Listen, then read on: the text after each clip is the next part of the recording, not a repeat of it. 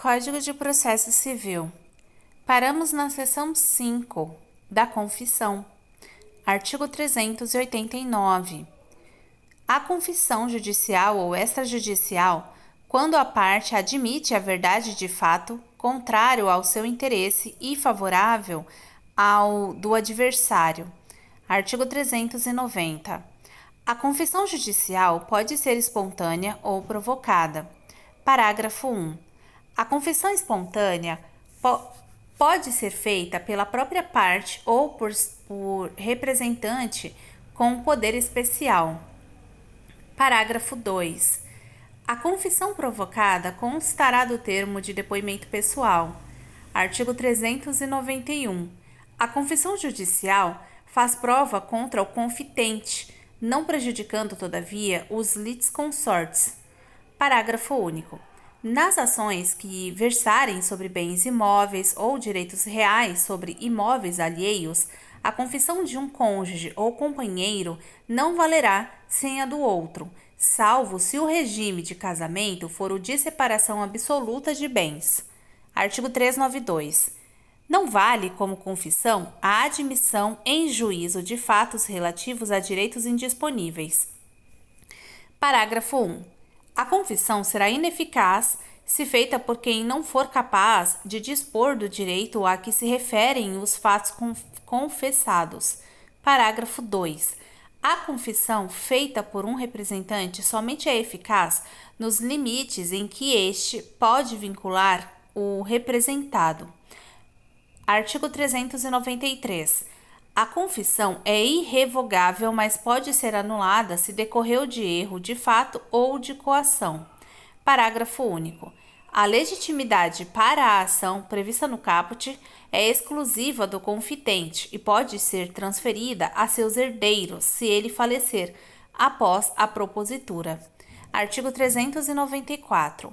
A confissão extrajudicial, quando feita oralmente, só terá eficácia nos casos em que a lei não exija prova literal. Artigo 395. A confissão é, em regra, indivisível, não podendo a parte que a quiser invocar como prova aceitá-la no tópico que a beneficiar e rejeitá-la no que lhe for desfavorável, porém, cindir-se-á quando o confitente a ela aduzir fatos novos, capazes de constituir fundamento de defesa de direito material ou de reconvenção. Seção 6. Da exibição de documentos ou coisa. Artigo 396. O juiz pode ordenar que a parte exiba documento ou coisa que se encontre em seu poder. Artigo 397. O pedido formulado pela parte conterá: inciso 1. A descrição tão completa quanto possível do documento ou da coisa, ou das categorias de documentos ou de coisas buscados. Inciso 2.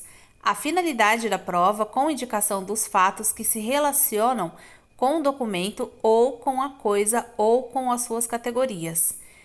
Inciso 3. As circunstâncias em que se funda o requerente para afirmar que o documento ou a coisa existe, ainda que a referência seja a categoria de documentos ou de coisas, e se acha em poder da parte contrária. Artigo 398. O requerido dará sua resposta nos 5 dias subsequentes à sua intimação. Parágrafo único. Se o requerido afirmar que não possui o documento ou a coisa, o juiz permitirá que o requerente prove por qualquer meio que a declaração não corresponde à verdade. Artigo 399. O juiz não admitirá a recusa se, inciso 1, o requerido tiver obrigação legal de exibir. Inciso 2. O requerido tiver aludido ao documento ou à coisa no processo com o intuito de constituir prova. Inciso 3. O documento, por seu conteúdo, for comum às partes. Artigo 400. Ao decidir o pedido, o juiz admitirá como verdadeiros os fatos que, por meio do documento ou da coisa, a parte pretendida provar-se. Inciso 1. O requerido não efetuar a exibição nem fizer nenhuma declaração no prazo do artigo 398. Inciso 2. A recusa for havida por ilegítima. Parágrafo único. Sendo necessário, o juiz pode adotar medidas indutivas, coercitivas, mandamentais ou subrogatórias para que o documento seja exibido. Artigo 401. Quando o documento ou a coisa estiver em poder de terceiro, o juiz ordenará a sua citação para responder no prazo de 15 dias. Artigo 402. Se o terceiro negar a obrigação de exibir ou a posse do documento ou da coisa, o juiz designará audiência especial, tomando-lhe o depoimento, bem como o das partes e, se necessário, o de testemunhas, e em seguida proferirá a decisão. Artigo 403. Se o terceiro, sem justo motivo, se recusar a efetuar a exibição, o juiz ordenará-lhe-á que proceda ao respectivo depósito em cartório ou em outro lugar designado no prazo de 5 dias, impondo ao requerente que o ressarça pelas despesas que tiver. Parágrafo único. Se o terceiro descumprir a ordem, o juiz expedirá mandado de apreensão, requisitando, se necessário, força policial, sem prejuízo da responsabilidade por crime de desobediência, pagando de multa e outras medidas indutivas, coercitivas, mandamentais ou subrogatórias necessárias para assegurar a efetivação da decisão.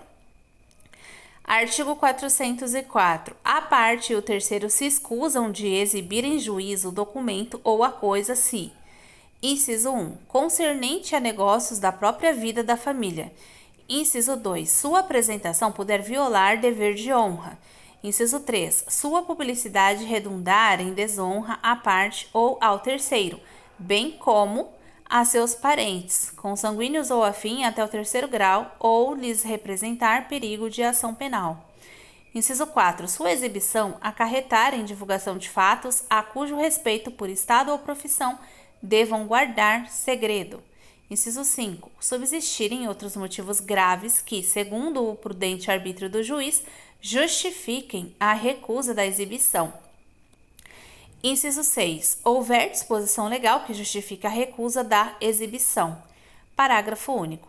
Se os motivos de que tratam os incisos 1 a 6 do caput disserem respeito a apenas uma parcela do documento, a parte ou o terceiro exibirá a outra em cartório para dela ser extraída cópia reprográfica de tudo, sendo lavrado, auto circunstanciado.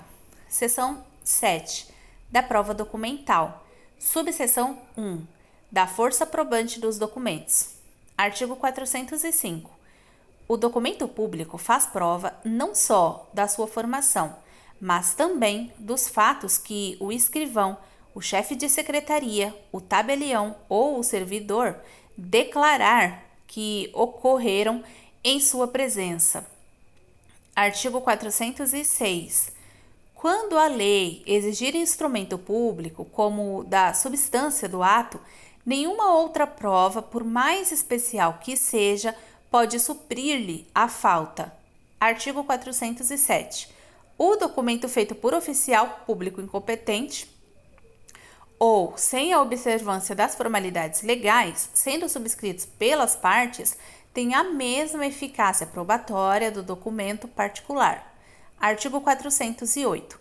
As declarações constantes do documento particular escrito e assinado ou somente assinado presumem-se verdadeiras em relação ao signatário.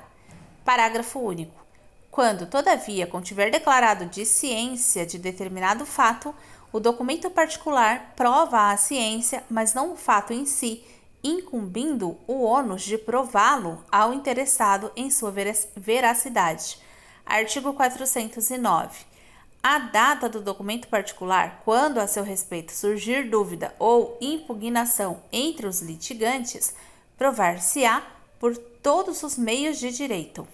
Parágrafo único. Em relação a terceiros, considerar-se-á datado o documento particular.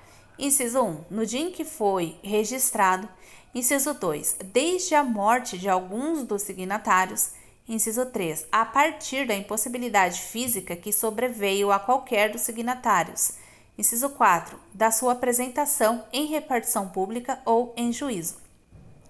Inciso 5. Do ato ou do fato que estabeleça de modo certo a anterioridade da formação do documento. Artigo 410. Considera-se autor do documento particular, inciso 1, aquele que o fez e o assinou. Inciso 2, por conta de quem ele foi feito, estando assinado.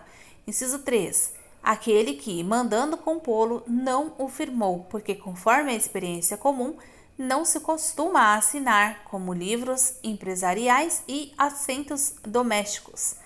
Artigo 411.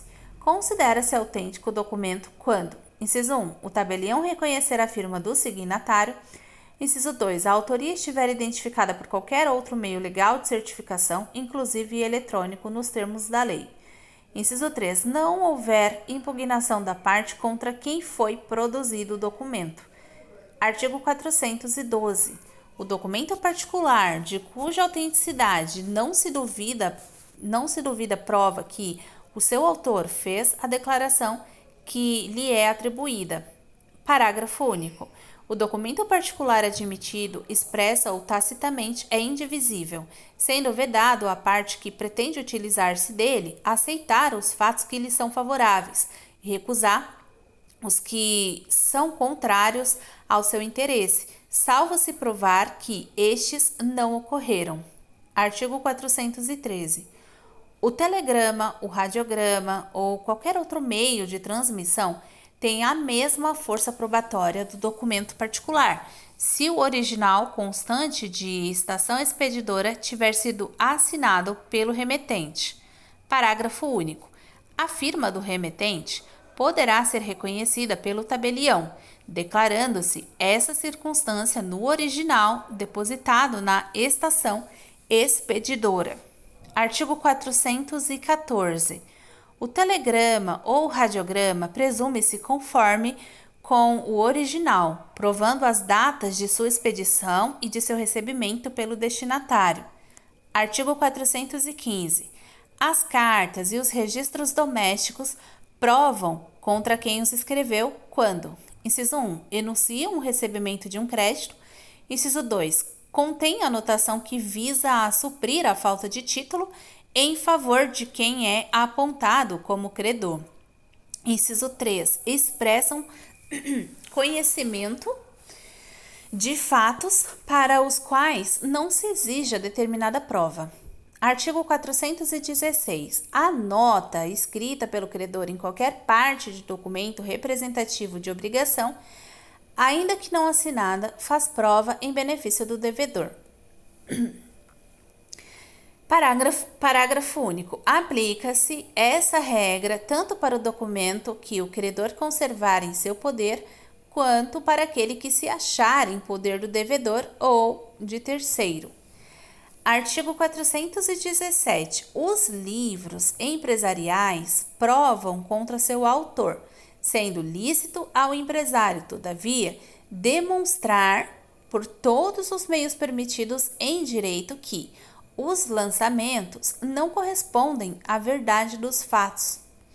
Artigo 418. Os livros empresariais que preencham os requisitos exigidos por lei provam a favor de seu autor no litígio entre empresários. Artigo 419. A escrituração contábil é indivisível e, se dos fatos que resultam os lançamentos, uns são favoráveis ao interesse de seu autor e outros lhe são contrários, ambos são considerados em conjunto como unidade. Artigo 420. O juiz pode ordenar a requerimento da parte a exibição integral dos livros empresariais e dos documentos do arquivo. Inciso 1. Na liquidação de sociedade. Inciso 2. Na sucessão por morte de sócio. Inciso 3. Quando e como determinar a lei.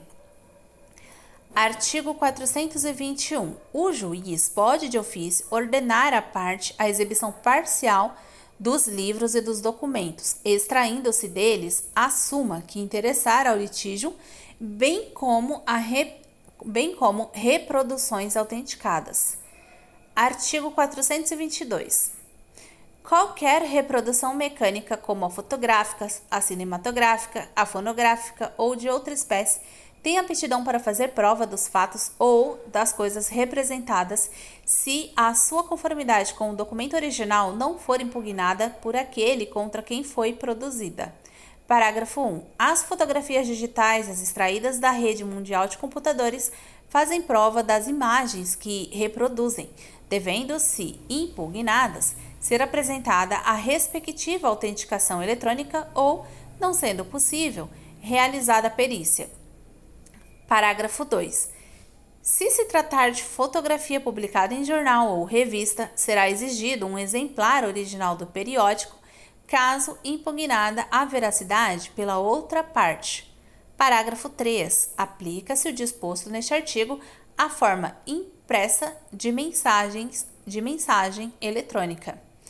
Artigo 423. As reproduções dos documentos particulares, fotográficas ou obtidas por outros processos de repetição valem como certidões sempre que o escrivão ou o chefe de secretaria certificar a sua conformidade com o original. Artigo 424. A cópia de documento particular tem o mesmo valor probante que o original, cabendo ao escrivão, intimadas as partes, proceder à conferência e certificar a conformidade entre a cópia e o original. Artigo 425. Fazem a mesma prova que os originais. Inciso 1. As certidões textuais de qualquer peça dos autos, do protocolo, das audiências ou de outro livro a cargo do escrivão ou do chefe de secretaria, se extraídas por ele ou sob sua vigilância e por ele subscritas. Inciso 2. Os traslados e as certidões extraídas por edital público, por oficial público, de instrumentos ou documentos lançados em suas notas. Inciso 3. As reproduções dos documentos públicos, desde que autenticadas por edital por oficial público ou conferidas em cartório com os respectivos originais. Inciso 4. As cópias reprográficas de peças do próprio processo judicial declaradas autênticas pelo advogado sob sua responsabilidade pessoal, se não lhes for impugnada a autenticidade. Inciso 5. Os extratos digitais de bancos de dados públicos e privados, desde que atestado pelo seu emitente, sob as penas da lei, que as informações conferem com o que consta na origem. Seção 6. As reproduções digitalizadas de qualquer documento público ou particular, quando juntadas aos autos pelos órgãos da Justiça e seus auxiliares, pelo Ministério Público e seus auxiliares, pela Defensoria Pública e seus auxiliares, pelas procuradorias, pelas repartições públicas em geral e por advogados, ressalvada a alegação motivada e fundamentada de adulteração. Parágrafo 1. Os originais dos documentos digitalizados mencionados no inciso 6 deverão ser preservados pelo seu detentor até o final do prazo para propositura de ação rescisória. Parágrafo 2. Tratando-se de cópia digital de título executivo extrajudicial ou de documento relevante à instrução do processo, o juiz poderá determinar o seu depósito em cartório ou secretaria. Artigo 426. O juiz apreciará fundamentadamente a fé que deva merecer o documento, quando, em ponto substancial e sem ressalva, contiver entrelinha, emenda, borrão ou cancelamento. Artigo 427. Cessa a fé do documento público ou particular, sendo-lhe declarada judicialmente a falsidade. Parágrafo único. A falsidade consiste em: inciso 1. Formar documento não verdadeiro. Inciso 2. Alterar documento verdadeiro. Artigo 428. Cessa a fé do documento particular quando: inciso 1. For impugnada sua autenticidade e enquanto não se comprovar sua veracidade. Inciso 2. Assinado em branco, for impugnado seu conteúdo por preenchimento abusivo. Parágrafo único. Dar-se-á abuso quando aquele que recebeu documento assinado com texto não escrito, no todo ou em parte, formá-lo ou completá-lo por si ou por meio de outrem, violando o pacto feito com o signatário. Artigo 429. incumbe o ônus da prova quando: inciso 1. Se tratar de falsidade de documento ou de preenchimento abusivo, a parte que a arguir. Inciso 2. Se tratar de impugnação da autenticidade, a parte que produziu o documento.